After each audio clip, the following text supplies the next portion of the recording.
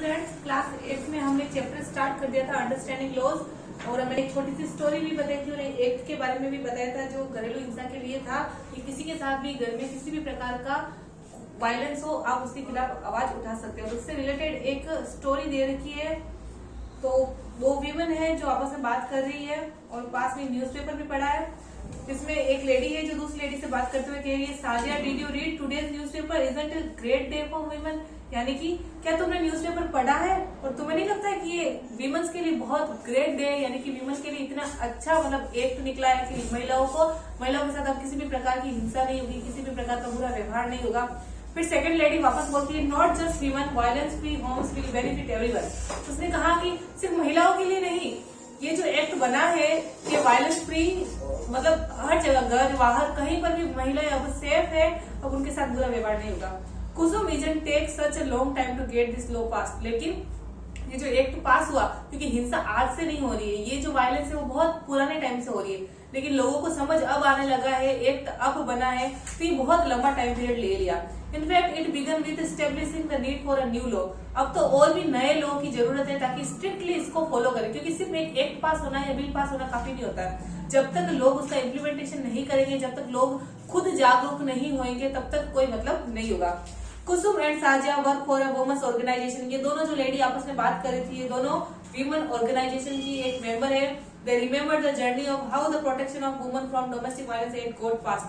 उनको पूरा पता है कि कैसे इस एक्ट की जो डोमेस्टिक वायलेंस के खिलाफ था शुरू हुआ, कैसे धीरे धीरे ये पास हुआ, कैसे लोगों तक पहुंचा। इसकी पूरी जर्नी इन्होंने अपनी आंखों से देखी है।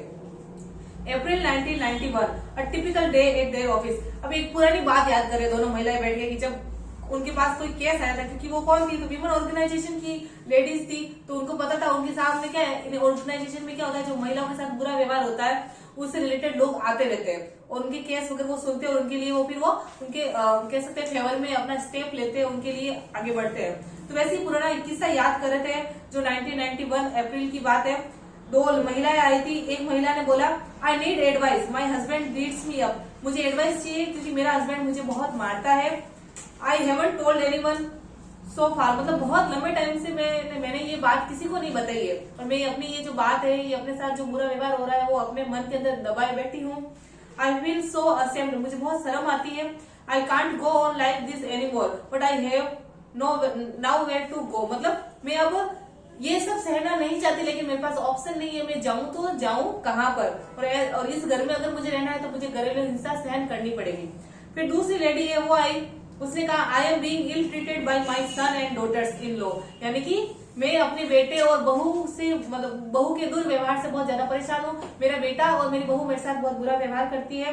दे वर्बली अब्यूज मी, वो मुझे वर्बली अब्यूज करती है। मतलब वर्बली अब्यूज मतलब गाली गलौज करना, डांटना, ताने मारना, ये सब काम उनकी बहुएं और बेटे करते रहते हैं। I have no access to my bank account, even मेरे पास पैसे भी नहीं है, मेरी बैंक अकाउंट तक एक्सेस भी नहीं है। They may even throw me out, और अब मेरे पास जबकि पैसे नहीं है खाने पीने के लिए कुछ भी, और इन लोगों ने मुझे घर से बाहर निकाल दिया है। तो डेफिनेटली माँ है तो उसका घर में हक बनता है, उसको बहू और बेटे ने घर से निकाल दिया तो एक प्रकार का शोषण हुआ उनके साथ। अब वो महिला जाएगी कहाँ पर, तो ये दोनों अपनी फरियाद लेकर वहां पर आई थी। I do not want to go to the police, I just want to stop the violence. जो पहली जो महिला थी जिसका हस्बैंड उसे मारता है, उसने कहा कि मैं पुलिस के पास भी नहीं जाना चाहती क्योंकि उसका हस्बैंड है, उसकी फैमिली है, मैं बस ये चाहती हूँ कि मेरे साथ ये घरेलू हिंसा खत्म हो जाए और मैं प्यार से अपने साथ मतलब फैमिली के साथ घर पर रहूं। और जो दूसरी जो बुढ़ी लेडी थी जिसको उसके बेटे ने बाहर निकाल दिया था, उसने कहा, I just don't want to be thrown out of the my house I am living in. यानी कि मैं जिस घर में रहना चाहती हूँ, मतलब जिस घर में मैं रह रही हूँ, मैं भी नहीं चाहती कि मुझे उस घर से बाहर निकाला जाए। फिर जो ये साजिया और जो कुसुम थी वहां पर उनमें से किसी एक लेडी ने कहा, unfortunately the existing law is a criminal one and does not offer these options. यानी कि आपके साथ जो हो रहा है वो एक प्रकार का क्या है, क्राइम है। ये छोटी मोटी बात नहीं, घर पे किसी को मारा जा रहा है, घर से बाहर निकाला जा रहा है, एक बहुत बड़ा क्राइम है और जिसके लिए सबको स्टेप लेना बहुत ज्यादा जरूरी है। Throughout the 1990s the need for a new law was rise in different forum. अगर हम 1990 की बात करें तो उस टाइम एक नया लॉ होना जरूरी था। पब्लिक हियरिंग, मतलब एक चल रहा है जिसमें एक लेडी सब लोगों को मोटिवेट कर रही है, उनको इन्फ्लुएंस कर रही है अपनी बातों के थ्रू। क्योंकि जैसे आपने देखा होगा, रैली देखी होगी, मीटिंग्स होती है जिसमें बहुत सारी महिलाएं इकट्ठी होती है, दूसरी महिलाओं को जागरूक करती है। क्योंकि जब तक एक महिला अपने लिए खुद स्टेप नहीं लेगी तब तक सोसाइटी नहीं ले पाएगी। तो हर लेडी को जरूरत है कि उनके साथ होने वाली हिंसा के लिए सबसे पहले वो खुद है ना उसके खिलाफ खड़ी हुए। We have heard testimonies of several woman. उस एक महिला ने कहा कि हमने बहुत सारी महिलाओं की टेस्टिमोनी यानी कि गवाही, बहुत सारी महिलाएं अपनी स्टोरी बताती है। हम देखेंगे हमारे इंडिया में तो हर तीसरे चौथे घर की एक ही कहानी होती है कि उनके साथ हिंसा की जाती है। तो उसने कहा हमने बहुत सी महिलाओं की घरेलू हिंसा की कहानियां सुनी, उनकी गवाही सुनी है। We have seen that woman want protection against being beaten. हमने हमेशा देखा कि महिला चाहती है उनको प्रोटेक्शन मिले। बीटन मतलब उनको मार पड़ती है, जो घर पे उनकी मार, मतलब उनके हस्बैंड द्वारा उनकी पिटाई की जाती है, या फैमिली मेंबर्स दूसरे भी हो सकते हैं, तो उनसे उनको हमेशा प्रोटेक्शन दिया जाए, उनकी ऐसी चाह होती है। The right to continue living in a shared household and often temporary relief. We need a new civil law to address this issue. वो महिला बोल रही है कि एक घर में प्यार से रहे सभी लोग, बिना मार काट के, बिना एक दूसरे को अब्यूज किए। हमें ऐसा एक लॉ लाना पड़ेगा जिससे कि लोग डरे और वो तरीके से रहे। जब तक उनको दबाया नहीं जाएगा तब तक वो जो आदमी होते हैं वो मतलब महिलाओं की इज्जत नहीं करते हैं। In 1999, lawyer collectively, a group of law students and activists of a nationwide consultation took the lead in drafting a domestic violence. तो क्या होता है, ये बात जब घर घर तक पहुंचती है, 1990 की बात वही, उस टाइम तो सोशल मीडिया था नहीं कि आपने अभी ब्रॉडकास्ट किया, लोगों तक पता चल गया और लोग आ गए, लेकिन फिर भी काफी ज्यादा लोगों ने, बहुत सारे लॉयर का जो समूह था, इवन लॉ स्टूडेंट्स थे या दूसरे जो लोग थे नेशन के, जिनको लगता था कि सच में हमें इसके खिलाफ आवाज उठानी चाहिए, सब लोग इकट्ठे हुए, सबने डोमेस्टिक वायलेंस के खिलाफ ड्राफ्ट तैयार किया जो प्रिवेंशन और प्रोटेक्शन से रिलेटेड था, और बिल पास किया और इसको बहुत अच्छी तरीके से सर्कुलेट किया। अब एक और बात हो रही है जहाँ पर बहुत सारी, एक लाइब्रेरी जैसा कुछ है जहाँ में बहुत सारी लेडीज उधर बैठे हो, आपस में बात करिए। The definition of domestic violence should include physical, economic, sexual and verbal and emotional abuse। यानी कि वायलेंस का मतलब ये नहीं हो रहा है कि सिर्फ आपके साथ पिटाई हो रही है, वो वर्बली भी हो सकता है, वो इकोनॉमिकली भी हो सकता है, वो सेक्सुअली भी हो सकता है, या फिर इमोशनली भी हो सकता है। The law should cover any woman living within a shared domestic space। और ये लॉ सब पर लागू होता है जो घर में रह रहे हैं, घर में रहने वाले सभी लोग, चाहे वो बच्चे हो, चाहे वो महिला हो, चाहे वो पुरुष हो, चाहे वो कोई किसी वृद्धा ही क्यों ना हो या फिर नौकरानी ही क्यों ना हो, उस घर में रहने वाले सभी लोगों के साथ किसी भी प्रकार का बुरा व्यवहार हो रहा है तो वो डोमेस्टिक वायलेंस के अंदर ही आएगा।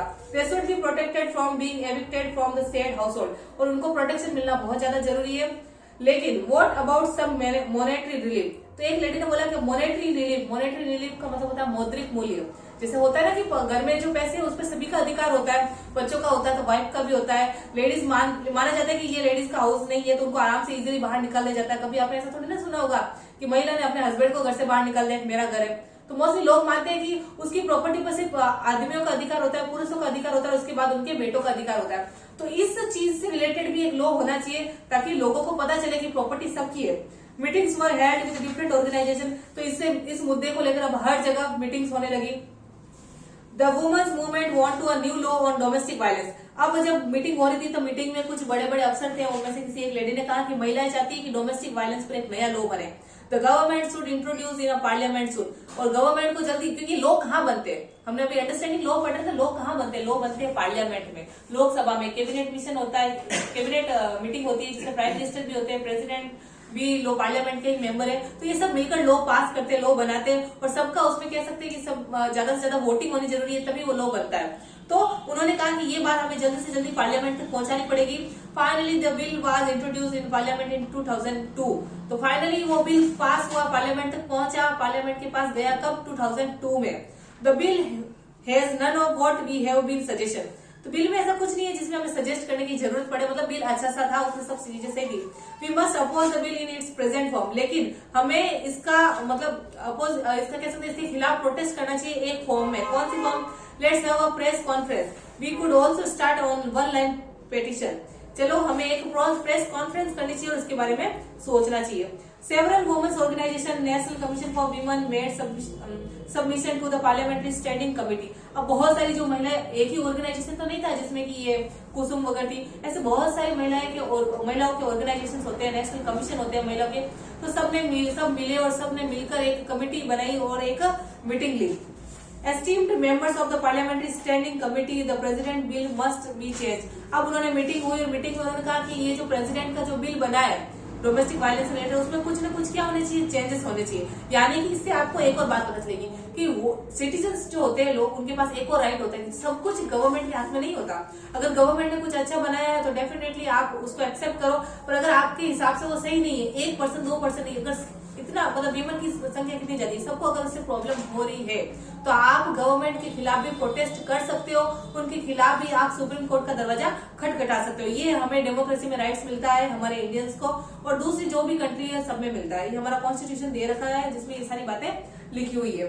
The present bill must be change, we do not agree with the definition of domestic violence being proposed. यानी कि उसमें जो डेफिनेशन दे रखी थी डोमेस्टिक वायलेंस क्या होती है, वो जो महिलाएं थी इनसे खुश नहीं थी। डोमेस्टिक वायलेंस में सब चीजें आनी चाहिए, पैसों की बात भी आनी चाहिए ना, कि आपको पैसे नहीं मिल रहे हैं तो आप वो भी आपके साथ एक प्रकार की वायलेंस ही हुई। The law need to provide for temporary custody of children. अब इस लॉ के अंदर और क्या होना चाहिए कि जो बच्चे होते हैं ना, अगर कोई पेरेंट्स अगर समझ लो अलग हो गए तो बच्चा किसके पास रहेगा, उसकी कस्टडी किसको मिलेगी, इसके बारे में भी डिटेल से दे रखा होना चाहिए। साइड में येलो कलर का बॉक्स है, उसमें कुछ लिख रखा है, मैं आपको बताती हूँ। In December 2002 the standing committee submitted its recommendation to the Rajya Sabha and this were also tabled in the Lok Sabha. यानी कि कमेटी ने एक ड्राफ्ट तैयार किया और उसको राज्यसभा और लोकसभा दोनों में रखा, क्योंकि दोनों पार्लियामेंट के सदन होते हैं। The committee report accepted most of the demands of the women's group, और कमेटी ने बहुत सारी महिलाओं ने जो अपनी अपनी राय दी, अपने अपने ओपिनियन दिए, उसको एक्सेप्ट भी किया। Finally a new bill was reintroduced in parliament in 2005। देखो कोई लॉ बनता है आप उसमें संशोधन भी कर सकते हो, तो उसमें कुछ चेंजेस किए गए, सब चीजें तो खराब नहीं थी। जो वीमेंस को लगा कि इसमें कुछ चेंजेस होने चाहिए वो किए गए। तो 2002 में जो पास हुआ उसमें कुछ चेंजेस करके फिर 2005 में उसको वापस मॉडिफाई करके रीइंट्रोड्यूस किया गया। After being passed in both House of Parliament, it was sent to the President of his assent. जब दोनों सदनों में वो बिल पास हो जाता है फिर वो भेजा जाता है प्रेसिडेंट के पास, और फाइनल सिग्नेचर होते हैं प्रेसिडेंट के। तो सेम प्रेसिडेंट के पास भेजा गया। The protection of woman from domestic violence act come into effect in 2006। ये अच्छे से आपको लर्न होना चाहिए कि जो विमेन के साथ डोमेस्टिक वायलेंस के खिलाफ जो एक्ट पास हुआ था वो कब हुआ था, 2006 में, घरेलू हिंसा के खिलाफ 2006 में। At a press conference in October 2006। अब 2006 में अक्टूबर में एक प्रेस कॉन्फ्रेंस की बात हो रही है। What is this new law? तो किसी ने बोला कि ये क्या नया लॉ क्या है, क्या बताता है, तो किसी और ने वापस जवाब भी दिया। This law is the first in recognising a woman's right to a violence free home and provides a comprehensive definition of domestic violence. ये ऐसा लॉ है जो महिलाओं को प्रोटेक्शन देता है उनके साथ होने वाली घरेलू हिंसा से, और वो घरेलू हिंसा किसी भी प्रकार की हो सकती है। तो ये हमें एक अच्छी डेफिनेशन बताता है कि घरेलू हिंसा होती क्या है।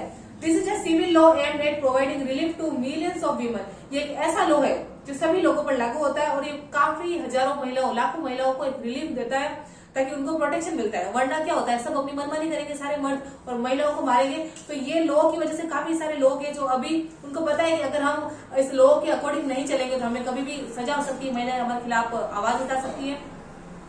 Including wifes, mothers, daughters and sisters affected by violence in their homes. यानी कि महिलाओं में माँ भी आती है, बेटी भी आती है, बहू भी आती है। तो इन सभी के साथ घरेलू हिंसा होती है। इन सब को एक न्याय मिले ये बहुत ज्यादा जरूरी है, इसलिए ये लॉ एस्टेब्लिश्ड किया गया है। और धीरे धीरे प्रेस कॉन्फ्रेंस जो थी वो कंटिन्यू रही। नेक्स्ट है, this law is a very significant step because it recognise the right of woman to live in a state household. ये बहुत ज्यादा अच्छा और जरूरी लॉ है, क्योंकि इसमें घर में रहने वाली सभी महिलाओं को क्या मिल रहा है, न्याय मिल रहा है। Woman can get a protection order against any further violence. महिला किसी भी प्रकार की घरेलू हिंसा के खिलाफ आवाज उठा सकती है, वो किसी भी प्रकार की हो सकती है। आपको कोई गाली गलौज कर रहा है, आपके साथ मारपीट कर रहा है, या फिर आपके साथ आपको पैसे नहीं मिल पा रहे हैं, आपके साथ एक अलग टाइप का बिहेवियर हो रहा है, तो आप आवाज उठा सकते हो। Women can get monetary relief to meet their expenses including medical cost. यानी कि मेडिकल से रिलेटेड आपको कोई जरूरत है तो बाजार जाओगे तो पैसे तो लगेंगे ना, तो आपको उसका भी खर्चा दिया जाएगा आपके परिवार की तरफ से। Now being another long journey. चलो अब एक नई जर्नी स्टार्ट करते हैं। मतलब दो महिलाएं जो आपस में बात कर रही थी वो कह रही है कि विमेंस के बारे में तो सब कुछ हो गया, उनको अच्छा सब कुछ राइट मिल गया, तो ऐसा थोड़ी ना कंट्री में सब कुछ अच्छा हो गया। अब हम महिलाओं से रिलेटेड कोई दूसरे मुद्दे होंगे, उनकी प्रॉब्लम्स देखेंगे, फिर उसके खिलाफ आवाज उठाएंगे और उनको वो सारे अधिकार भी दिए जाएंगे। Yes, now the government has to ensure that this law is implemented and enforced. Why is this an important law? चलो, मतलब कि उन्होंने बोला कि सिर्फ लॉ पास होना काफी नहीं होता है। आज की डेट में लॉ पास होने कितना टाइम हो गया, 2006 और अभी 2022 चल रहा है, लेकिन क्या सभी महिलाओं के साथ अच्छा व्यवहार हो रहा है? नहीं हो रहा है। तो जरूरी है कि गवर्नमेंट लॉ पास करे, ये भी ध्यान दे कि इसका इम्प्लीमेंटेशन ढंग से हो रहा है नहीं हो रहा है, यानी कि इसकी पालना ढंग से हो रही या नहीं हो रही है, तभी हमारे समाज में, हमारे देश में ये जो बुरे कार्य है वो बंद हो पाएंगे। Thank you.